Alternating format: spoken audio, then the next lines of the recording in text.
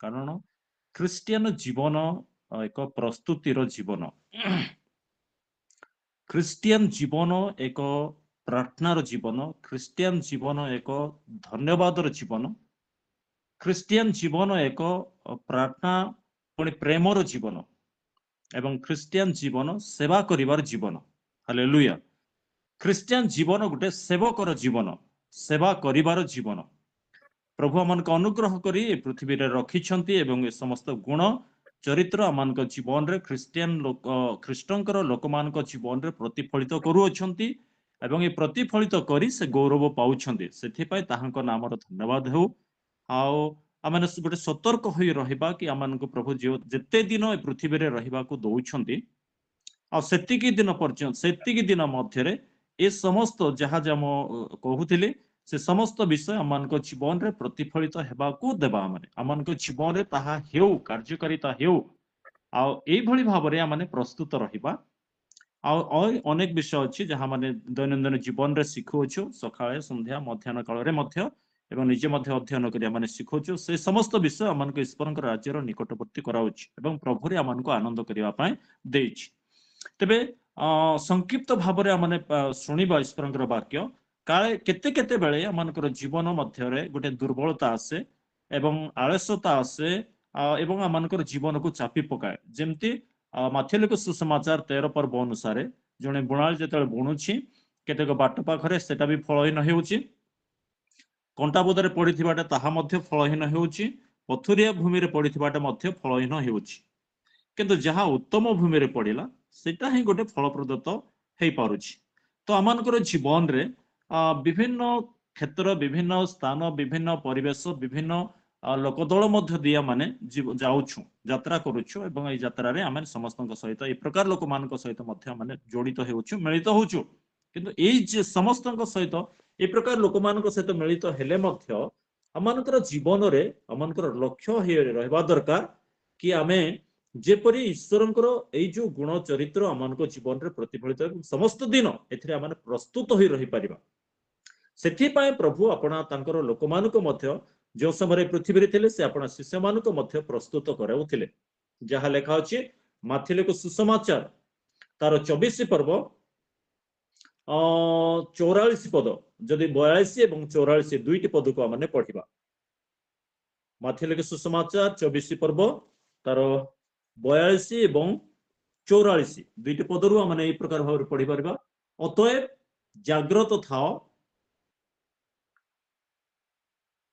କାରଣ ତୁମମାନଙ୍କ ପ୍ରଭୁ କେଉଁ ଦିନ ଆସିବେ ତାହା ତୁମେମାନେ ଜାଣ ନାହିଁ। ଏଣୁ ତୁମେମାନେ ମଧ୍ୟ ପ୍ରସ୍ତୁତ ହୋଇଥାଅ, କାରଣ ଯେଉଁ ଦଣ୍ଡରେ ତୁମେମାନେ ମନେ କରୁନଥିବ ସେହି ଦଣ୍ଡରେ ମନୁଷ୍ୟ ପୁତ୍ର ଆସିବେ। ତ ପ୍ରଭୁଙ୍କ ନାମର ଧନ୍ୟବାଦ ହଉ। ଏ ଦୁଇଟି ପଦ ମାଧ୍ୟମରେ ଯେତେବେଳେ ଆମେ ଶିକ୍ଷା କରୁଛୁ ତ ପ୍ରଭୁ ତାଙ୍କ ଲୋକମାନଙ୍କୁ ସତର୍କ କରାଇ ଦେଉଛନ୍ତି। ଯେଉଁ ସମୟରେ ସେ ଥିଲେ ସେତେବେଳରୁ ସେ ସତର୍କ କରାଇ ଆସୁଛନ୍ତି, ଆଉ ଆଜି ମଧ୍ୟ ଏ ସତର୍କତାର ବାକ୍ୟ ଆମମାନଙ୍କ ନିକଟରେ ସର୍ବଦା ପହଞ୍ଚୁଛି। ତେବେ ମଧ୍ୟ ଆମମାନଙ୍କର ଯାତ୍ରା ସମୟରେ କେବେ କେବେ ଆମମାନେ ବାଟ ହୁଡା ଏପଟ ସେପଟ ଦୁର୍ବଳତା ଆମମାନଙ୍କ ଜୀବନରେ ମାଡି ଆସେ। କିନ୍ତୁ ପ୍ରଭୁ ଆମମାନଙ୍କୁ ଏ ଦିନ ମାନଙ୍କରେ ଏ 2026 ସମସ୍ତ ଦିନ ଗୋଟେ ପ୍ରସ୍ତୁତିର ଦିନ ହେଉ, ପ୍ରଭୁଙ୍କର ଆଗମନ ପାଇଁ ପ୍ରଭୁଙ୍କ ସହିତ ସାକ୍ଷାତ କରିବା ନିମନ୍ତେ ଗୋଟେ ପ୍ରସ୍ତୁତିର ଦିନ ହେଉ। ହାଲେଲୁୟା। ସଚେତନର ଦିନ ହେଉ, ଜାଗ୍ରତ ହେବାର ଦିନ ହେଉ, ଫଳ ଫଳିବାର ଦିନ ହେଉ, ଆତ୍ମିକ ଉଦ୍ଦୀପନା ଜୀବନରେ ଭରି ରହିବାର ଦିନ ହେଉ। ହାଲେଲୁୟା। ତ 44 ପଦରେ କହୁଛନ୍ତି ତୁମେମାନେ ମଧ୍ୟ ପ୍ରସ୍ତୁତ ହେଇଥାଅ। ଯଦି 42 ପଦରେ ସର୍ବସାଧାରଣ କହୁଛନ୍ତି ଅତଏବ ଜାଗ୍ରତ ଥାଅ, କାରଣ ତୁମମାନଙ୍କର ପ୍ରଭୁ କେଉଁ ଦିନ ଆସିବେ ତାହା ତୁମେମାନେ ଜାଣ ନାହିଁ। କିନ୍ତୁ ସ୍ପେସିଫିକ ଯୋଉ 44 ପଦରେ ସେ ଆପଣ ପ୍ରିୟତମ ଲୋକମାନଙ୍କୁ କହିବା ପାଇଁ ଚାହୁଁଛନ୍ତି ଯେ ତୁମେମାନେ ମଧ୍ୟ, ଏମାନଙ୍କ ମଧ୍ୟରେ ତୁମେମାନେ ମଧ୍ୟ ପ୍ରସ୍ତୁତ ହୋଇଥାଅ, କାରଣ ଯେଉଁ ଦଣ୍ଡରେ ତୁମେ ମନେ କରୁନଥିବ, ଭାବୁନଥିବ, ସେଇ ଦଣ୍ଡରେ ମନୁଷ୍ୟ। ବଡ ବିଚିତ୍ର କଥା। ତ ଏଇଠି ଆମେ ଗୋଟେ ଭାଗକୁ ଦେଖିବା ପାରୁଛୁ। ରୋମିଓ ତାର 9 ତାର 37 ପଦରେ ଦେଖୁଛୁ ଯିଶାୟ ଭବିଷ୍ୟତ ବକ୍ତା ଗୋଟିଏ ଭବିଷ୍ୟତବାଣୀ କରିଛନ୍ତି ଯେ ଇସ୍ରାଏଲର ସଂଖ୍ୟା ସମୁଦ୍ରର ବାଲି ପରି ହେଲେ ଅବଶିଷ୍ଟାଂଶ ଲୋକ ରକ୍ଷା ପାଇବେ ବୋଲି। जो भविष्यवाणी जिसा भविष्य वक्ता द्वारा करा जाइथिला आ ताहा मध्ये इस्राएल लोक मानक पय सफल हैला से जे मिस्र रु समस्त इस्राएल जनता को बाहर करी आनिले किंतु प्रतिज्ञा देश रे अल्प लोक पहुंचिले तो सेमानको जीवन ताहा हैला तेबे केवल सेमानको जीवन रे नय आज आमानको जीवन रे मध्ये प्रभु एई कथा कहया पे चाहउछन्ती आज माने प्रभुंकर लोक जदि बा आमे कहू निश्चय आमे प्रभुंकर लोक एवं लक्ष लक्ष लोक अछन्ती आमे प्रभुंकर लोक बोली कहउछन्ती किंतु माने एमानको मध्यरु मध्य आमान गोटे प्रस्तुति रहबा दरकार हालेलुया तेबे एई जो प्रश्नटी पचारिबा परे पितर गोटे प्रश्न पचारले यीशु को प्रश्न पचारुछन्ती ना माथियो 13 पर्व तार 37 पदरे मु तुम मानको जहा कहू अछि ताहा समस्त को कहू अछि जाग्रत था हालेलुया लूक 12 तार 41 रे पितर प्रश्न कले प्रभु जहा ये जो कथा गुडा को ये जो उदाहरण गुडा को दउछो आ ये जो वाक्य कहूछ एटा कहा पाए सर्वसाधारण को पाए ना आममान को पाए मध्य की जेतले से पचारुछन्ती सेतेबेले यीशु मार्को 13 तार 36 रे 37 रे कहउछन्ती जे मु जहा सब कहूची ताहा समस्त को कहूची प्रेज द लॉर्ड प्रभु समस्त को सतर्क कराउछन्ती किंतु स्पेसिफिक तांको लोकमान को मध्य जे माने तांकर अनुगामी फॉलोअर तांकर पछर अछन्ती सेमान को मध्य आ विशेष भाव रे सेमान को मध्य से कहन्ती तेणु जते समस्त को पाई कहउछन्ती तो माने कि प्रकार भाव रे प्रस्तुत रहिबा हां गीत रचक एभଳି भाव रे कहन्ती परम गीत 5 तार 2 रे राजा सोलोमन आ एभଳି भाव रे कहन्ती मु तो निद्रित थिली गोटे समय मु निद्रित थिली एटा सत्य कथा किंतु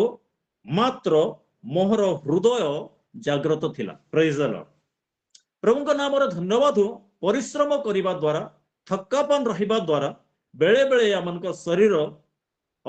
सुईबा पे चाहिबो इच्छा करिबो विश्राम निमंते चाहिबो किंतु मन रखिबा जे हमर शरीर विश्राम नेले सुधा हमर आत्मा जोगी रहू प्रेज द लॉर्ड हमर आत्मा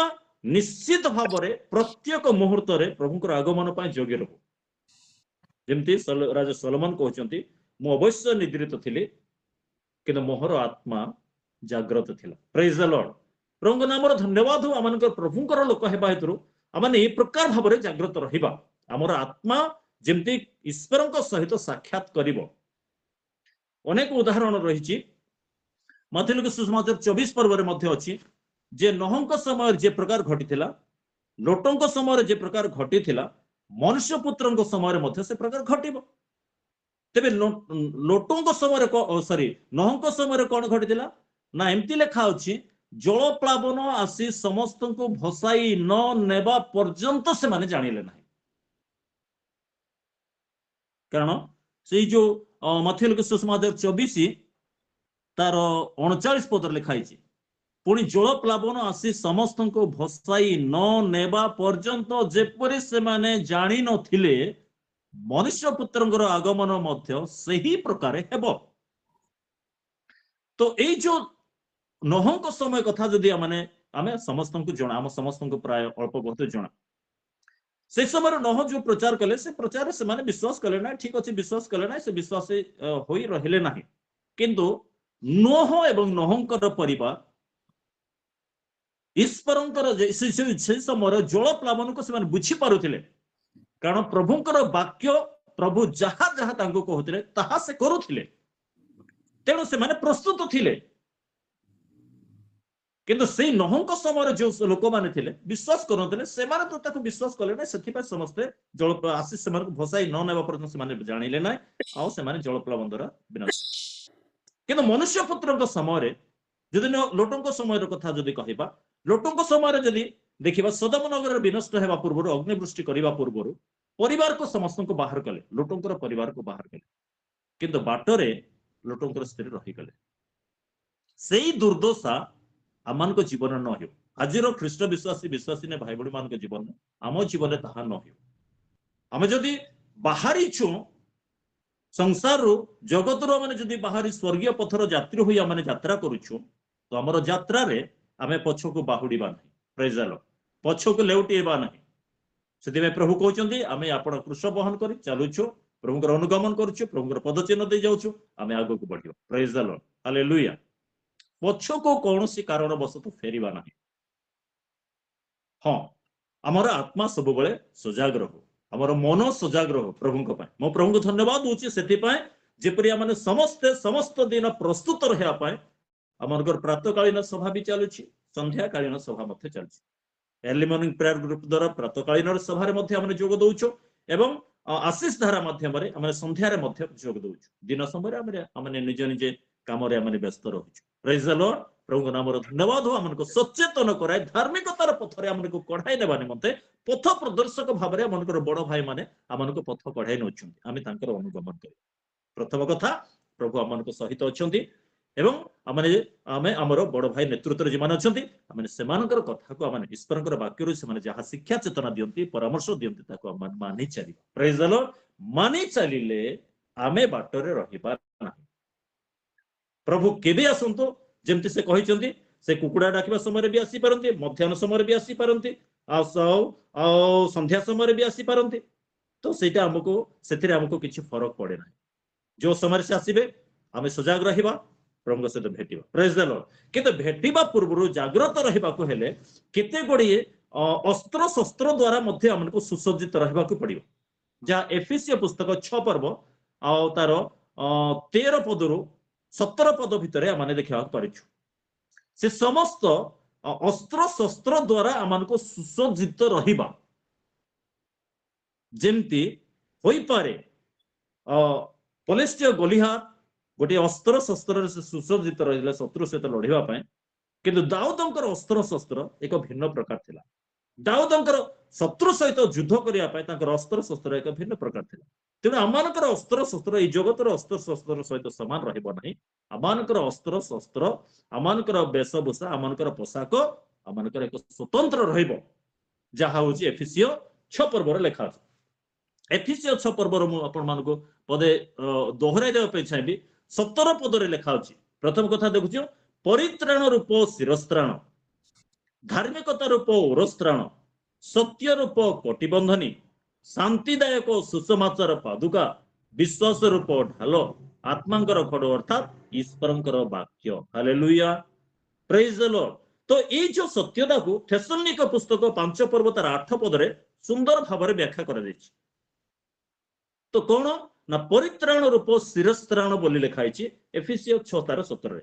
किंतु थेसलोनिक पुस्तक 5 पर्व तार 8 पद लिखाई आमे माने दिवसर संतान अटु प्रेज द लॉर्ड आमे अंधकार संतान न प्रथम कथा आमे दिवसर संतान अटु तेणु प्रेम रूप उरस्त्राण परिधान कर प्रेज द लॉर्ड प्रेम रूप उरस्त्राण परिधान कर विश्वास रूप सॉरी आमाने दिवसर संतान अटु एथिपाय आमाने सब बेले विश्वास प्रेम रूप उरस्त्राण परिधान करिबा परित्राण रो भरोसा रूप शिरस्त्राण परित्राण रो भरोसा रूप शिरस्त्राण मस्तक रे देबा हालेलुया पुणे सचेतन रही था हालेलुया प्रभु को नाम रो धन्यवाद हो तो ए समस्त विषय जते माने देखिबा एवं आत्मांकर खडु हम समस्त को जणा ईश्वरंकर वाक्य सत्य को हमनकर कटिबंधन करिबा तो ए प्रकार अस्त्र शस्त्र एक भिन्न प्रकार अस्त्र शस्त्र ए अस्त्र शस्त्र माने सुसज्जित रहबा तेबे शयतान हमनको पराजित कहिबो नाही एवं तार कबलरू आमाने मुक्त होई परिबा प्रभुंकर आगमन पे आमाने सदा प्रस्तुत रही परिबा हालेलुया प्रभुंकर नामर धन्यवाद हो तो ए समस्त विषय जते देखुछु आपना को प्रस्तुत करिबा ए समस्त अस्त्र शस्त्र द्वारा जते माने सुसज्जित रहिबा ध्यानर सहित हमनको चलिबा को पड़िबो एवं सहभागिता मध्य हमनको रक्षा करिबा को पड़िबो प्रेज द लॉर्ड प्रभुंकर नामर धन्यवाद हो तो सहभागिता अत्यधिक गुरुत्वपूर्ण विषय अटे हमर प्रत्येक दिन गोटे सहभागिता हमनको रक्षा करबा के हेबो जेमती गोटे उदाहरण माने नै परिबे माथुलिक सुसमाचार से 25 पर्व को जते माने उदाहरण स्वरूप नेउछु तो 25 रे 10 जण थिले किंतु तांकर दुर्बलता कोन थिला आमे समस्त प्राय जण किंतु एतिके माने देखिया पारछु से माने किणीबा को जाउथिबा समय बर आसेले एई अवस्था मानकर न हेबो एथि पय माने समस्त दिन सचेतन होई रहे କିଣିବାକୁ ଯାଉଥିବା ସମୟରେ ବର ଆସିଲେ କିନ୍ତୁ କଥା ଏହା ଯେଉଁମାନେ ପ୍ରସ୍ତୁତ ଥିଲେ ସେମାନେ ଭେଟିଲେ ଏ ପ୍ରସ୍ତୁତି ଆମମାନଙ୍କ ଜୀବନରେ ପ୍ରତି ମୁହୂର୍ତ୍ତରେ କେତେବେଳେ ଆସିବେ ଜଣା ନାହିଁ ସେଇଦିନ ମଧ୍ୟ ସେମାନେ ଜଗିଥିଲେ କିନ୍ତୁ ମଧ୍ୟରାତ୍ରରେ ସେମାନଙ୍କ ପାଇଁ ଗୋଟେ ଡାକରା ଆସିଲା ସମସ୍ତଙ୍କ ପାଇଁ ଗୋଟେ ଆହ୍ୱାନ ଦିଆଗଲା ଯେ ବର ଆସୁଛନ୍ତି କିନ୍ତୁ ଏବେ ଆଉ ସେ ସବୁ ବର ଆସୁଛନ୍ତି ବୋଲି କହିବେ ନାହିଁ ଖ୍ରୀଷ୍ଟ ଆସୁଛନ୍ତି ବୋଲି ଆଉ କହିବେ ନାହିଁ ହଠାତ୍ ହେବ ପ୍ରଭୁଙ୍କର ଆଗମନ ହଠାତ୍ ଯେମିତି ପୂର୍ବରୁ ପଶ୍ଚିମ ଦିଗ ବିଜୁଳି ମାରେ ସେଇ ପ୍ରକାର ଭାବେ ପ୍ରଭୁଙ୍କର ଆଗମନ ହେବ କିନ୍ତୁ ଯେଉଁମାନେ ସଚେତନ ରହି ପ୍ରସ୍ତୁତ ରହିବେ ସେମାନେ ତାଙ୍କୁ ଭେଟିବେ ପ୍ରେଜ୍ ଦ ଲର୍ଡ ସେଇ କାଟାଗିରିରେ ସେଇ ସ୍ତରରେ ସେଇଭଳି ଆମମାନଙ୍କର ଜୀବନର ମୁଁ ସେଥିପାଇଁ ପ୍ରଥମରୁ କହୁଥିଲି ଖ୍ରୀଷ୍ଟିଆନ ଜୀବନ ଏକ ଧନ୍ୟବାଦ ଜୀବନ ଖ୍ରୀଷ୍ଟିଆନ ଜୀବନ ଏକ ପ୍ରାର୍ଥନାର ଜୀବନ ଖ୍ରୀଷ୍ଟିଆନ ଜୀବନ ଏକ ବାକ୍ୟ ଧ୍ୟାନର ଜୀବନ ଖ୍ରୀଷ୍ଟିଆନ ଜୀବନ ଏକ ପ୍ରେମର ଜୀବନ ଖ୍ରୀଷ୍ଟିଆନ ଜୀବନ ଏକ ସହଭାଗିତାର ଜୀବନ ଖ୍ରୀଷ୍ଟିଆନ ଜୀବନ ଏକ ସୁସମାଚାର ପ୍ରଚାର କରିବା ବାକ୍ୟକୁ ଧ୍ୟାନ କରିବା ଏବଂ ବାକ୍ୟ ଅନୁଯାୟୀ ଜୀବନ କାଟିବାର ଜୀବନ ଅଟେ ଯଦି ଏଇ ଜୀବନ ଆମମାନେ ନେଇକି ଆଗକୁ ବଢିବା ତାହେଲେ ନିତାନ୍ତ ଭାବରେ ପ୍ରଭୁ ଆମମାନଙ୍କର ସହିତ ରହିବେ ଏବଂ ପ୍ରଭୁଙ୍କର ଆଗମନ ସମୟରେ ଆମେ ତାଙ୍କୁ ଭେଟିବା ହାଲେଲୁୟା ହାଲେଲୁୟା ପ୍ରଭୁଙ୍କ ନାମର ଧନ୍ୟବାଦ ତ ଏବେ ପ୍ରଭୁଙ୍କୁ ଆମେ ଯଦି ଦେଖୁନା ଆମମାନଙ୍କର ମାଂସିକ ଚକ୍ଷୁରେ ଦେଖୁନାହୁଁ କିନ୍ତୁ ବାକ୍ୟ ରୂପୀ ଈଶ୍ୱର ଆମମାନଙ୍କ ସହିତ ଅଛନ୍ତି ଏଇ ବାକ୍ୟ ଆମମାନଙ୍କୁ ବାଟ କଢାଇ ନେବ ତେଣୁ ବାକ୍ୟ ଛାଡି ଆମମାନଙ୍କର ଜୀବନ ନ ହେଉ ବାକ୍ୟ ଆଧାରିତ ଜୀବନ ହେଉ ବାକ୍ୟ ଉପରେ ବଢିବାର ଜୀବନ ହେଉ ଖ୍ରୀଷ୍ଟିଆନ ଜୀବନ ଆଉ ପ୍ରସ୍ତୁତିର ଜୀବନ ବାକ୍ୟ ଛାଡି ଆମମାନଙ୍କର ଜୀବନ ନ ହଉ ବାକ୍ୟ ଧରିକରି ଆମମାନଙ୍କର ଜୀବନ ପ୍ରଭୁ ଗୌରବ ପାଆନ୍ତୁ ପ୍ରଭୁ ମାନଙ୍କ ସହିତ ଅଛନ୍ତି ଏଇ ଯୋଉ କଥା ଯେତେବେଳେ ସ୍ପେଶିଆଲ ସେ କହୁଛନ୍ତି ଆମମାନଙ୍କୁ ପ୍ରସ୍ତୁତ କରାଉଛନ୍ତି ଆମେ ଯଦି ପ୍ରସ୍ତୁତ ହୋଇ ରହିବା ତାହେଲେ ଆମେ ତାଙ୍କୁ ଭେଟିବା ସେଇ ସୌଭାଗ୍ୟ ଆମ ସମସ୍ତଙ୍କ ଜୀବନରେ ପ୍ରଭୁ ଆପଣ ଗୌରବ ନିଅନ୍ତୁ କାରଣ ସଂକ୍ଷିପ୍ତ ଚିନ୍ତାଧାରା ଉପରେ ପ୍ରଭୁ ସମସ୍ତଙ୍କୁ ସନ୍ଧ୍ୟା ସମୟରେ ଆଶୀର୍ବାଦ କରନ୍ତୁ ଆମେନ୍ ଆମେନ୍ Hallelujah.